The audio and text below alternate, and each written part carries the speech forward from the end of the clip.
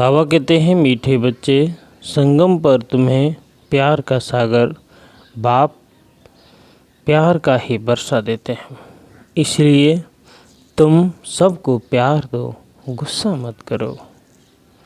आज का जो प्रश्न है कि अपने रजिस्टर को ही ठीक रखने के लिए बाप ने तुम्हें कौन सा रास्ता बताया है। बाबा कहते हैं प्यार का ही रास्ता बाप तुम्हें बतलाते हैं, श्रीमत देते हैं। बच्चे हर एक के साथ प्यार से चलो, किसी को भी दुख नहीं दो। कर्म इंद्रियों से कभी भी कोई उल्टा कर्म मत करो।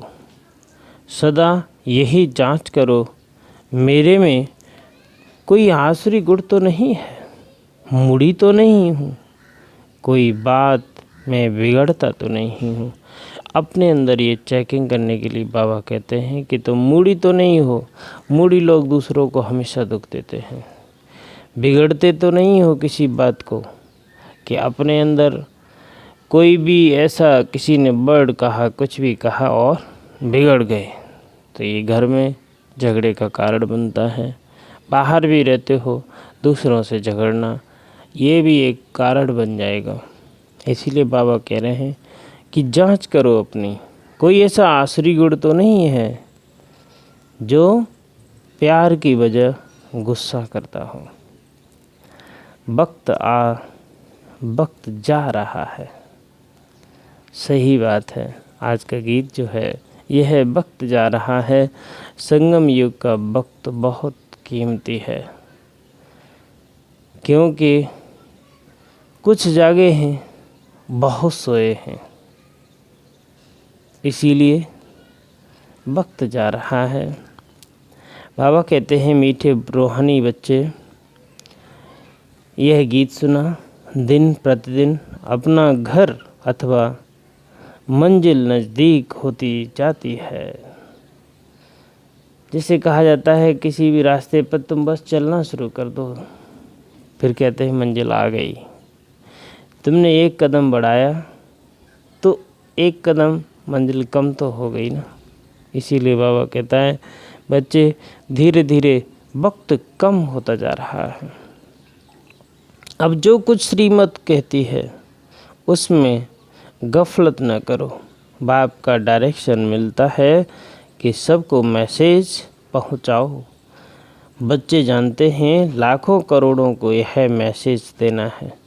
फिर कोई समय आ भी जाएंगे जब बहुत हो जाएंगे तो बहुतों को मैसेज देंगे। बाबा बार बार कहता है बच्चे एक दूसरे को बताओ।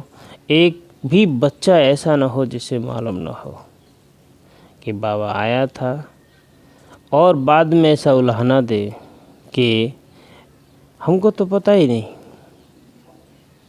ऐसा नहीं हो। बाबा कहते हैं बाप का मैसेज मिलना तो सबको है, मैसेज है बहुत सहज। सिर्फ बोलो, अपने को आत्मा समझ बाप को याद करो। क्या मैसेज देना है? अपने को आत्मा समझ बाप को याद करो। कोई भी कर्म इंद्रियों से मनसा वाचा कर्मणा कोई बुरा काम नहीं करना है। पहले मनसा में आता है तब वाचा में आता है।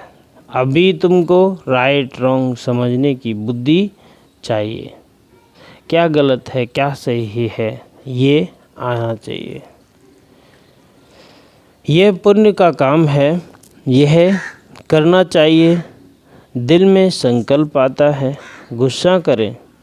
अब बुद्धि तो मिली है, अगर गुस्सा करेंगे तो पाप बन जाएगा। बाप को याद करने से पुण्य आत्मा बन जाएंगे। ऐसे नहीं अच्छा अभी हुआ फिर नहीं करेंगे, ऐसे फिर कहते रहने से आदत पड़ जाएगी।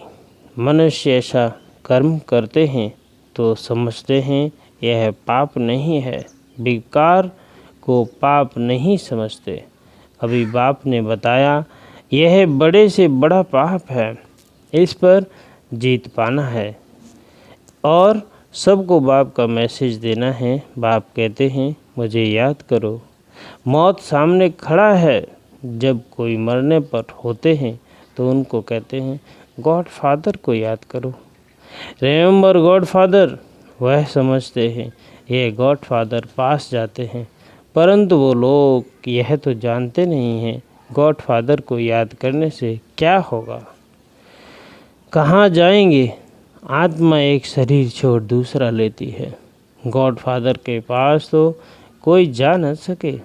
तो अब तुम बच्चों को अविनाशी बाप की अविनाशी याद चाहिए। जब तमोप्रधान दुखी बन जाते हैं तब तो एक दो को कहते हैं गॉडफादर को याद करो।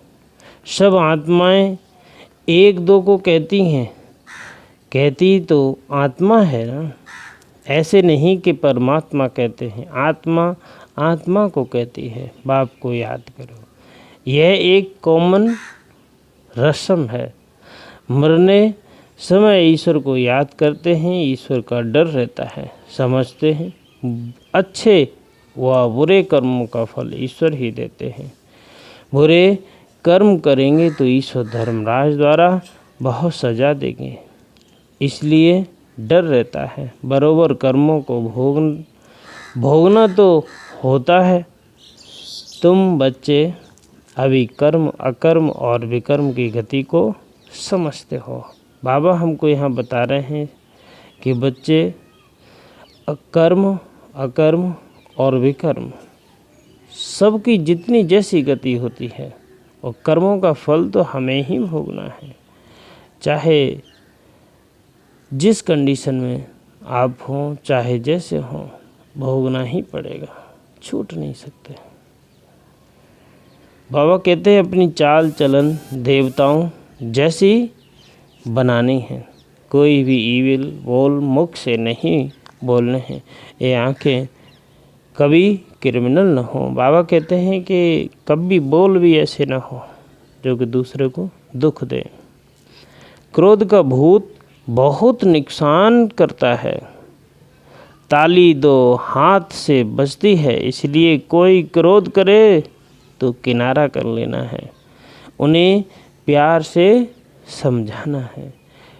कभी भी ताली दो हाथ, एक हाथ से नहीं बजती ना, दो हाथों से ही बजती है। तो झगड़ेंगे या क्रोध करेंगे तो कुछ तुमने किया कुछ उसने किया, बात आगे बढ़ गई। आज का जो वरदान है कि अव्यक्त स्वरूप की साधना द्वारा पावरफुल वायुमंडल बनाने वाले अव्यक्त फरिश्ता भव। वायुमंडल को पावरफुल बनाने का साधन है अपने अव्यक्त स्वरूप की साधना। किस स्वरूप की? अव्यक्त स्वरूप की साधना। इसका बार बार अटेंशन रहे, क्योंकि जिस बात की साधना की जाती है उसी बात का ध्यान रहता है। तो अव्यक्त स्वरूप की साधना अर्थात बार बार अटेंशन की तपस्या चाहिए। स्मृति अव्यक्त फरिश्ता भव के वरदान को स्मृति में रख शक्तिशाली वायुमंडल बनाने की तपस्या करो, तो आपके सामने जो भी आएगा वह व्यक्त और व्यर्थ बातों से परे हो जाएंगे। स्लोगन है सर्वशक्तिमान बाप को प्रत्यक्ष करने के लिए एकाग्रता की शक्ति को बढ़ाओ। ओम शांति।